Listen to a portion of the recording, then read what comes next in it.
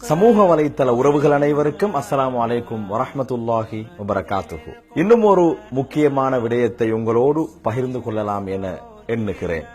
அதன் அடிப்படையிலே நாம் வீட்டிருக்கும் இந்த காலப்பகுதி பல்கலைக்கழக அனுமதி காலம் என்பதால் உங்களுக்கு மிக முக்கியமான ஒரு விடயத்தை சொல்லலாம் என நினைக்கிறேன். தலபுல் இல்மி ஃபரீலத்துன் அலா குல்லி முஸ்லிமின், கல்வியை தேடி படிப்பது ஒவ்வொரு முஸ்லிமின் மீது கடமை என்ற நபிமொழி நாம் முதலாம் ஆண்டில் படிக்கும் போதே நமக்கு தெரிந்த ஒரு நபிமொழியாக இருக்கின்றது. இஸ்லாம் கல்விக்கு வழங்கி இருக்கக்கூடிய இடம் இருக்கின்றது. அதை சொல்லி முடிக்க முடியாத அளவுக்கு இஸ்லாத்திலே கல்விக்கு முன்னுரிமை வழங்கப்பட்டிருக்கின்றது. இறைவன் குர்ஆனிலே அறிந்தவர்களும் அறியாதவர்களும் சமமாகுவார்களா என்ற வினாவை எழுப்பிக் கொண்டிருக்கின்றான். இன்னும் நபிகள் நாயகம் ஸல்லல்லாஹு அலைஹி வஸல்லம் அவர்கள் ஏராளமாக கல்வியின் மகத்துவத்தை நமக்கு வலியுறுத்தி இருக்கின்றார்கள். அவற்றை பார்க்கும் போது கல்வி அடிப்படையான ஒன்று என்பதை நம்மால் புரிந்து கொள்ள முடிகின்றது. ஆனால் சமகாலத்திலே இந்த கல்வியை பிரித்து வைத்திருக்கின்றார்கள். உலக கல்வி, மார்க்க கல்வி என்று இந்த கல்வி பிரிக்கப்பட்டிருக்கின்றது. சிலர் வெறுமனே மார்க்க கல்வியிலே முன்னேறிக்கொண்டே செல்லுகின்றார்கள். அவர்கள் உலக கல்வியை பற்றி சிந்திப்பது கிடையாது. இன்னும் சிலர் உலக கல்வியை மாத்திரம் மையமாக கொண்டு அதிலே முன்னேறி செல்கின்றார்கள். மார்க்கத்தை அவர்கள் ஏறெடுத்தும் பார்ப்பதில்லை. உண்மையிலே உலக கல்வியும் மார்க்க கல்வியும் இரண்டு கண்களை போன்றவைகள். இரண்டு கண்களும் மனிதனுக்கு எவ்வளவு முக்கியமானதோ அதே போன்று உலக கல்வியும் மார்க்க கல்வியும் சமமாக இருக்க வேண்டும். அப்போதுதான் அவனுக்கு ஈருலகிலும் வெற்றி பெற்றவனாக மாறலாம். நமக்கு இருக்கக்கூடிய மிகப்பெரிய சவால் ஒரு பிள்ளையை கல்வி பொதுத்தராதர உயர்தர பரீட்சை வரைக்கும் எப்படி முன்னேற்றுவது என்பதுதான். ஆண் பிள்ளைகளை அந்த ஏ லெவல் வரைக்கும் அழைத்து செல்வதே சவாலாக இருக்கும் போது ஒரு பெண் பிள்ளையை கல்வி பொதுத்தராதர உயர்தர பரீட்சை வரைக்கும் அழைத்து செல்வது மிகப்பெரிய ஒரு சவால்.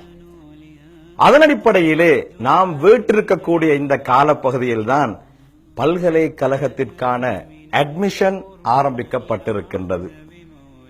சமூகத்திலே பலதரப்பட்டவர்களும் பேசுகின்றார்கள். பெண் பிள்ளைகளை பல்கலைக்கழகத்திற்கு அனுப்ப முடியுமா? அங்கு சென்றால் ஒழுக்க சீர்கேடுகள் எல்லாம் இருக்கின்றது. எனவே பெண்கள் பல்கலைக்கழகம் போக தேவையில்லை என்றெல்லாம் ஆங்காங்கே பேசப்பட்டுக் கொண்டிருக்கின்றது. அருமையான சகோதரர்களே, நமக்கு கிடைத்திருக்கக்கூடிய வாய்ப்பு இது. நமக்கு கிடைத்திருக்கக்கூடிய மிகப்பெரிய சந்தர்ப்பம் இது. இன்னும் ஒரு புறத்திலே நமது சமூகத்திலே பெண் நோயியல் நிபுணர்கள் இல்லை என்ற கோஷம் எழுப்பப்படுகின்றன. நமது சமூகத்திலே கற்றறிந்தவர்கள் இல்லை என்ற கோஷம் எழுப்பப்பட்டுக் கொண்டிருக்கின்றது. இதற்கிடையிலே இந்த வருடம் சிலரால் பேசப்படுகின்றது, பெண்களை பல்கலைக்கழகத்திற்கு அனுப்புவதன் மூலம் அங்கே சமூக சீர்கேடுகள் நடைபெறுகின்றது. எந்த அளவுக்கு என்று சொன்னால் பல்கலைக்கழகத்திற்கு போகக்கூடிய பெண்கள் கற்பிழந்து வருகின்றார்கள் என்றெல்லாம் சமூக வலைத்தளங்களிலே கருத்துக்கள் பரிமாறப்பட்டுக் கொண்டிருக்கின்றது. அருமையான சகோதரர்களே, மிகப்பெரிய ஒரு சந்தர்ப்பம். ஒரு ஆண் கல்வியை கற்றால் அது அவனோடு நின்றுவிடும். இதுவே ஒரு பெண் கல்வியை கற்பதன் மூலம் அவளுடைய குடும்பம் கற்றறிந்த ஒரு குடும்பமாக உருப்பெறும். அவருடைய குடும்பம் கற்றறிந்த ஒரு குடும்பமாக மாறும் போது ஒரு சமூகமே கற்றறிந்தவர்களாக மாறுவார்கள். எனவே பெண்கள் கல்வியிலே கவனம் செலுத்த வேண்டும் என்பதை வேண்டிக் கொள்வதுடன் பெண் நோயியல் நிபுணர்களை உருவாக்க வேண்டும், வியோஜிக்களை உருவாக்க வேண்டும் என்று ஆங்காங்கே பேசப்பட்டுக் கொண்டிருக்கின்றது. அது அவ்வளவு சுலபமான காரியம் கிடையாது சகோதரர்களே. பெண்களை பல்கலைக்கழகம் போக வேண்டாம், அங்கு சமூக சீர்கேடுகள் எல்லாம் நடைபெறுகின்றது என்று சொல்லக்கூடியவர்கள் ஒன்றை ஞாபகத்தில் வைத்துக் கொள்ள வேண்டும். நமது சமூகத்தில் இன்று எத்துணை மகப்பேற்று நிபுணர்கள், வியோஜிக்கள் இருக்கின்றார்கள். பெண்களாக ரொம்பவே குறைவாக இருக்கின்றார்கள். அதே போன்று காதி நீதிமன்றங்களுக்கு போய் பாருங்கள், அங்கே பாதிக்கப்பட்ட பெண்கள் இருக்கின்றார்கள்.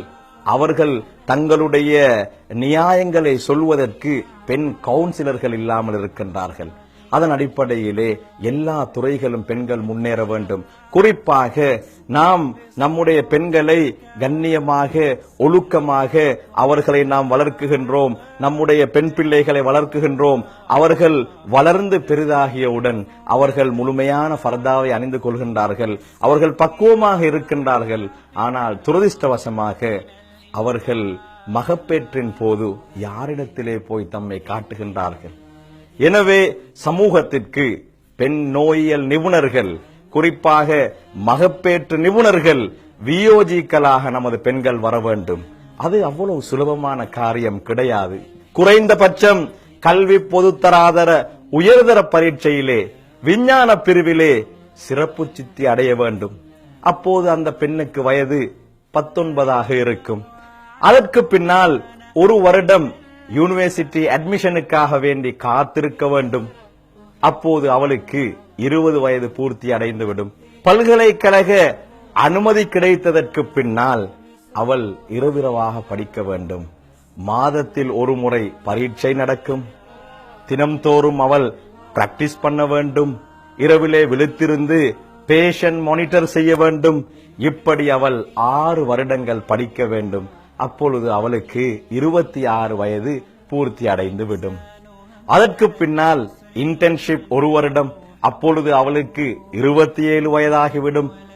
அதற்கு பின்னால் போஸ்ட் இன்டர்ன்ஷிப் இருக்கின்றது. அதற்கு 1 வருடம். அப்பொழுது அவளுக்கு 28 வயது முழுமையடைந்து விடும்.